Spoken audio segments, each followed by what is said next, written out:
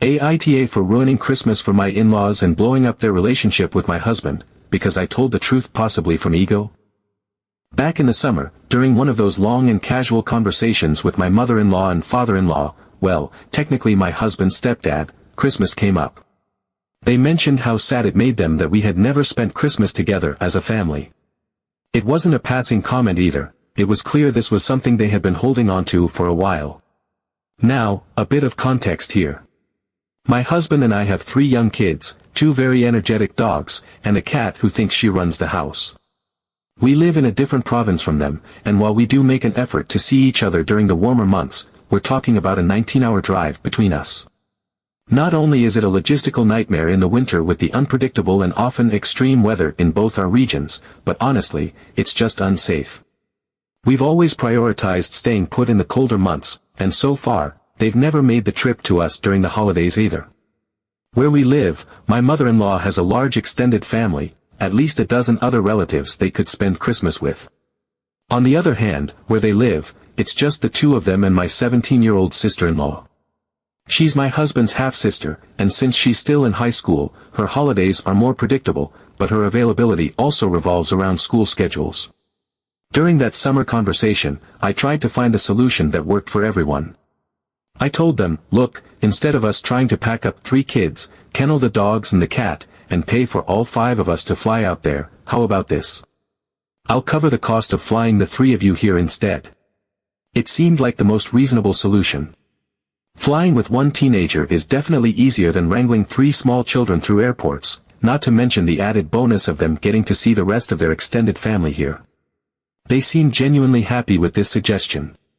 My mother-in-law even said it sounded perfect, so I told her to talk to my father-in-law about their schedules and figure out the dates. At the time, I felt pretty optimistic. I told them to look into booking the time off work and let me know as soon as possible, emphasizing how important it was to lock in the dates early. Since their town is pretty small, flights fill up quickly, especially around the holidays. Over the next few months, I kept reminding them, gently at first. They both work shift jobs, and their schedules don't always align, which I understand can be tricky. But I made it clear that I couldn't book anything until they confirmed their dates. Every time I brought it up, my mother-in-law would say something like, oh, we're still figuring it out, or, I'll talk to him this week. Each time, I reiterated that flights were limited and we needed to act soon. By the end of November, I was starting to feel the pressure. I gave her one last call and laid it all out. Look, I said, this is the last time I'm going to ask. Flights are booking up fast, and if you want to make this happen, I need you to figure out the dates and let me know ASAP. She promised to get back to me, and I decided that was the end of it on my part. I wasn't going to keep chasing them. December rolled around, and I hadn't heard anything. By this point, I had mentally moved on. We were already making plans for a cozy Christmas at home, just the 5 of us. Then, on December 15th, yes, a mere 10 days before Christmas, she called me. I have the dates, she said, almost triumphantly, as if she had just solved a major mystery. I sat down at my computer while we were still on the phone and pulled up the airline website. I wasn't optimistic, and unfortunately, I was right. The flights were completely booked. Not a single seat available. I told her the bad news, and there was this long, awkward pause on the other end of the line. Finally, I offered an alternative. How about we plan for you to come in the new year? We can do a late Christmas celebration, and it'll still be nice. Her response. It's not the same, though. I didn't have the energy to argue. I just said, that's a shame, and we ended the call shortly after. Now, I know I'm not in the wrong here. I went out of my way to offer a solution that worked for everyone. I even offered to pay for their flights, which is no small expense. But here's where the fallout started. Since that phone call, my mother-in-law has been distant. She's not outright rude, but there's definitely a chill in her tone when we talk. My husband's stepdad hasn't said anything directly to me, but I can sense the tension through him as well. And my sister-in-law? Well, she's a teenager, so she's mostly indifferent, but even she seems a little disappointed. I've heard through the grapevine, because of course, family gossip travels fast, that my mother-in-law is telling people how heartbroken she is that we're not spending Christmas together. She's conveniently leaving out the part where they dragged their feet for months and waited until mid-December to confirm their plans. I'll admit, part of me feels a little guilty. Not because I think I did anything wrong, but because I hate seeing people I care about upset. At the same time, I'm frustrated. I gave them so many chances to make this work, and they just didn't prioritize it. Now they're upset, and somehow, I feel like I'm the one being blamed. If they want to come in the new year, the offer still stands. But I'm not going to let their disappointment ruin our Christmas. If anything, this whole situation has reminded me to set boundaries and stick to them. That's where I'm at. Am I the bad guy here? I don't think so. But the fallout from this has left me questioning how much effort I should be putting into these relationships moving forward. Update 1. Yesterday was one of those days where you can feel the storm brewing even before it hits.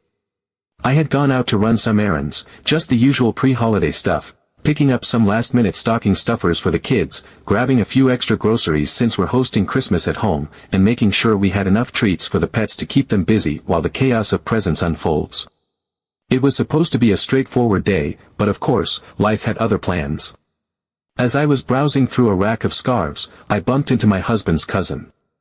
He's the kind of guy who's friendly but not someone I would expect to run into often. We exchanged pleasantries, but before I could find an excuse to move on, he brought up the subject I had been actively trying to avoid, my in-laws. He started talking about how unfortunate it was that the flights didn't work out for them, how they had been really looking forward to Christmas with us, and how sad they were to be spending the holiday alone yet again. Now, at first, I just nodded along and agreed.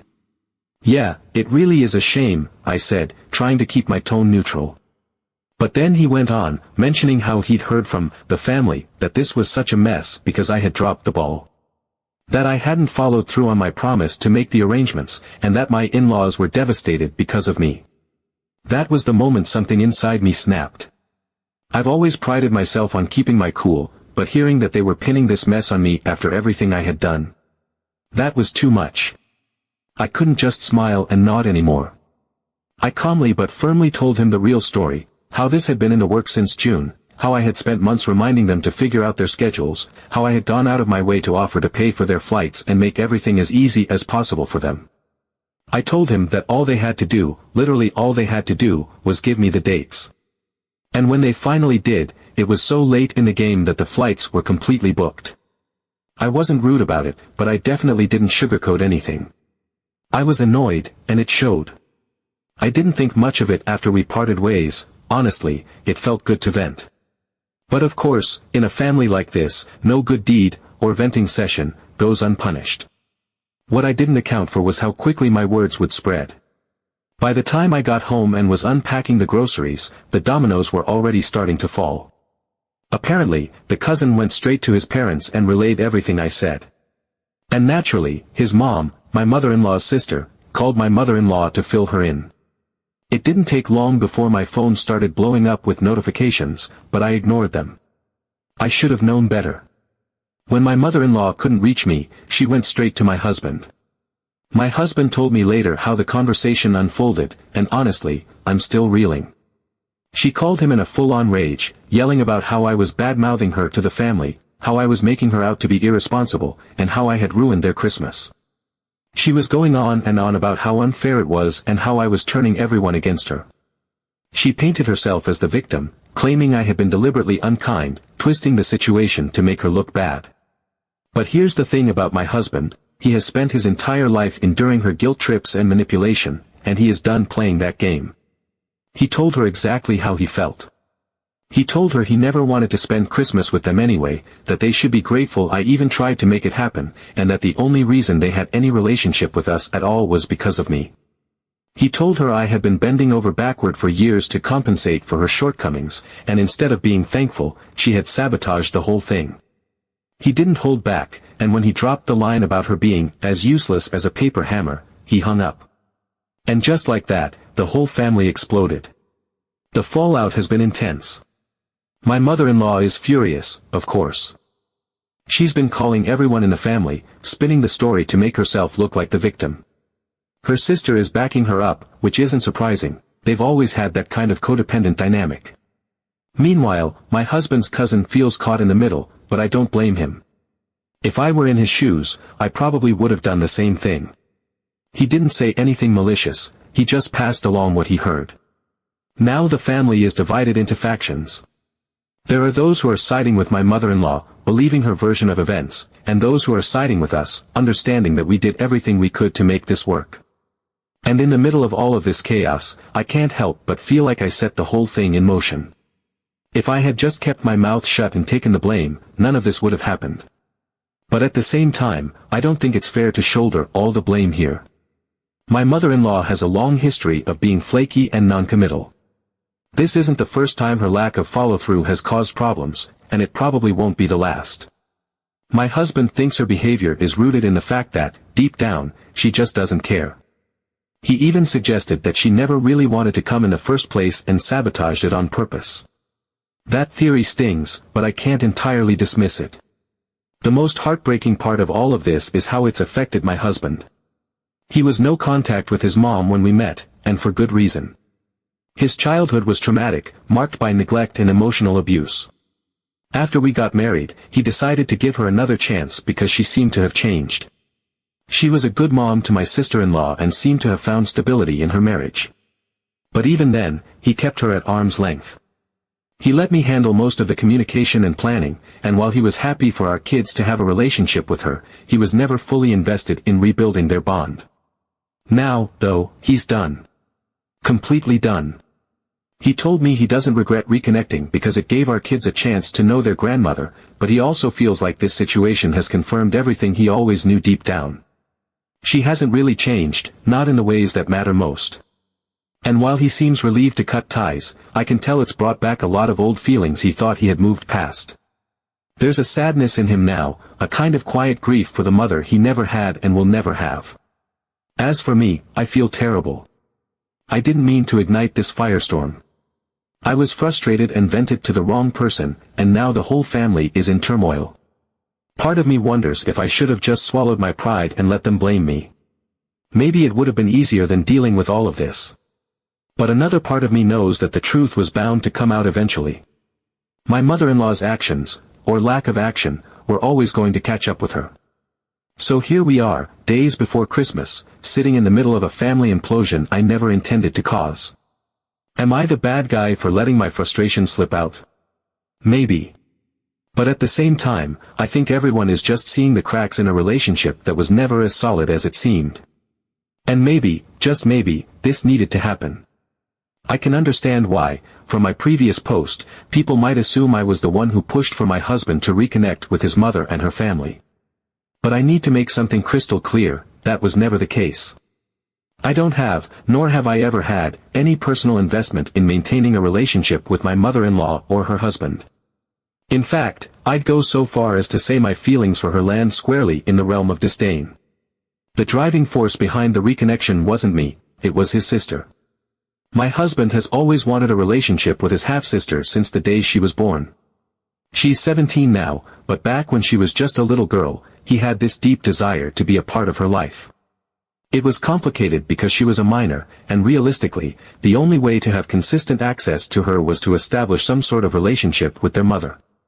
When we got married, my husband decided to reach out to his mother for the sake of building that bridge to his sister. He wasn't under any illusions about their history or who his mother is as a person. He's done years of counseling and therapy to process his childhood trauma, the neglect, the emotional abuse, the pain, the resentment, and the anger. His father, the primary source of his trauma, is no longer in his life, and he has no interest in rekindling that connection. But his sister? She was different. She was his one tie to the family he wanted to salvage, the person who gave him a reason to try. As for me, I've always supported him in the ways he needed. I didn't push for the relationship with his mother, but I stepped into the role of the middleman when it became clear that interacting with her was a necessary evil to keep that connection with his sister alive. I handled most of the communication, planned visits, sent cards and gifts, and made sure things stayed amicable. It was a lot of work, and I won't lie, there were times when it felt thankless and exhausting. But I did it because it mattered to him. It was never about her, it was about giving him access to the only person in his family he genuinely cared about. The thing is, this wasn't some martyr-like sacrifice on my part. My husband and I have had countless conversations over the years about his comfort level with all of this. Every step of the way, I've checked in with him to make sure he was okay with the boundaries we had in place and the effort we were putting in. He was fine with the arrangement because it allowed him to have a relationship with his sister while keeping his mother at arm's length. It wasn't perfect, but it worked, for a time. Now, though, everything has fallen apart. The fallout from this Christmas debacle has spiraled in ways I never saw coming. My sister-in-law is furious. She refuses to speak to either of us, which breaks my husband's heart. He doesn't blame me outright, but I know he's devastated that this might have been the death blow to their relationship. He has spent years carefully navigating his interactions with his mother to protect his connection with his sister, and now it feels like all of that effort was for nothing. I feel like an asshole for letting my frustration get the better of me. I didn't stop to think about the ripple effect of my words. In that moment, venting to the cousin felt harmless, like a much-needed release after months of bending over backward to accommodate people who couldn't even commit to a simple set of dates. But now, looking at the wreckage it's caused, I can't help but feel like I set this whole implosion in motion. To make matters worse, my husband's aunt and cousin, the ones I vented to, have decided to take a step back from us as well. They informed us that they're no longer comfortable coming to our Christmas Eve gathering, and they've disinvited us from their Christmas Day dinner. I understand their reasoning on some level, but it still stings. We've hosted Christmas Eve for years, and now I'm wondering who else will bail on us because of all this drama. The family is fractured, and I don't know if it will ever fully heal. My husband, for his part, seems strangely relieved. He's told me that cutting ties with his mother is a weight off his shoulders, and while he's heartbroken about the situation with his sister, he feels like he did everything he could. I believe him. He has never been one to shy away from hard work or confrontation when it comes to relationships, and he's certainly put in more effort than anyone could reasonably expect. But there's a sadness in him now that's hard to ignore. It's the kind of sadness that comes from realizing, yet again, that the family you desperately want isn't the family you have. He's been here before, and I know he'll work through it, but it doesn't make it any easier to watch. For me, the fallout is bittersweet. On one hand, I don't have to deal with my mother-in-law anymore, which honestly feels like a relief. I've never had any affection or respect for her, so losing that connection doesn't feel like a loss. On the other hand, I feel responsible for the damage this has caused to my husband's relationship with his sister. He tolerated his mother for years to be closer to his sister, and now it feels like all of that tolerance has gone to waste. As we head into Christmas, I'm trying to focus on making it special for my kids. They're too young to understand the complexities of all this drama, and they don't need to. But I can't help but feel a heavy sense of guilt and sadness hanging over everything. I know I didn't cause all of this single-handedly, but my actions were the catalyst, and that's something I'll have to live with. I guess the question I keep asking myself is this: should I have just kept my mouth shut? Should I have taken the blame and let my in-laws paint me as the villain to keep the peace? Maybe. But then again, maybe the cracks in these relationships were always going to show eventually. Maybe this was inevitable, and all I did was speed up the timeline. I don't know. All I know is that this Christmas will be different from any we've had before, and not in a good way. Update 3. After what felt like weeks of chaos, tension, and heartbreak, something unexpected happened, a breakthrough. It wasn't dramatic or flashy, but rather a small, quiet step in the right direction. A few days ago, my husband's sister reached out to him. It was late at night, and he was sitting on the couch scrolling through his phone when the message came through. It wasn't long, just a simple, "Can we talk?" But it was enough to shift the mood in our house. He didn't hesitate to reply, and they ended up talking for hours. She told him how upset she was about everything that had happened, not just about Christmas but the entire family fallout.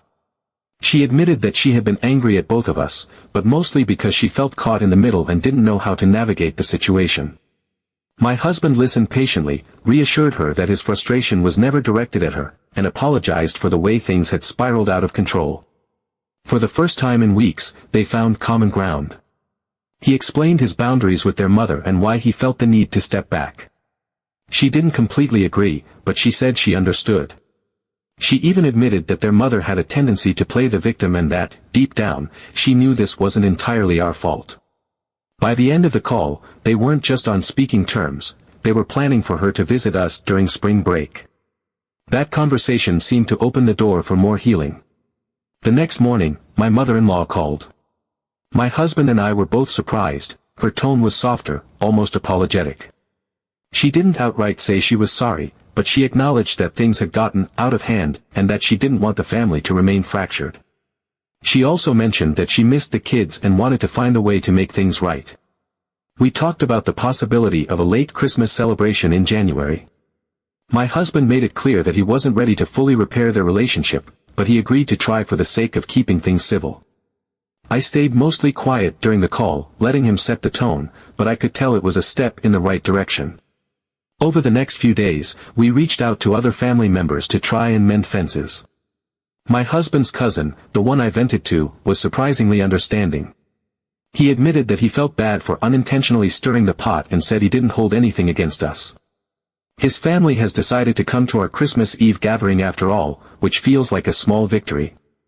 As for my mother-in-law, she's still walking on eggshells, but she seems to be making an effort. She's even offered to come visit us in February to make up for missing Christmas, which feels like a significant gesture considering how things started. While I'm cautiously optimistic, I know this isn't a fairy tale ending. There's still a lot of work to do, and I'm not sure the relationships will ever fully recover. But for the first time in weeks, I feel like we're moving in the right direction. Christmas is just around the corner, and while it won't be the big family celebration anyone envisioned, I think it'll still be special. My husband and I have decided to focus on creating joyful memories with our kids, and the rest will fall into place in time.